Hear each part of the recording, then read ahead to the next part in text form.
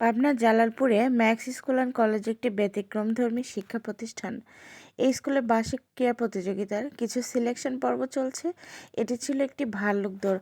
বস্তার মধ্যে ছোট ছোট বাচ্চাগুলোকে ঢুকিয়ে দিয়ে ভাল্লুকের মতো দৌড়ানো হচ্ছে।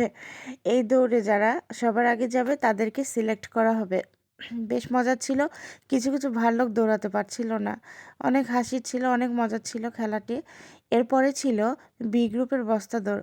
বস্তার মধ্যে বাচ্চারা ঢুকে গিয়ে লাফিয়ে লাফিয়ে যে সবার আগে পৌঁছাবে তাকে সিলেক্ট করা হবে।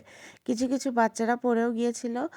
আর এখানে ছিল কিছু কম্বল, শীতার্ত বস্ত্র, যেসব গরিব মানুষদেরকে বিতরণ করা হবে তাদেরকে আজকে ডাকা হয়েছিল।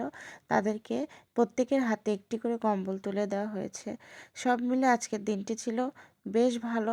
সকল শিক্ষক মণ্ডলী এবং ছাত্রছাত্রীদের সমন্বয়ে এই অনুষ্ঠানটি আজকে করা হয়। সবাই ভালো থাকবেন। আল্লাহ হাফেজ।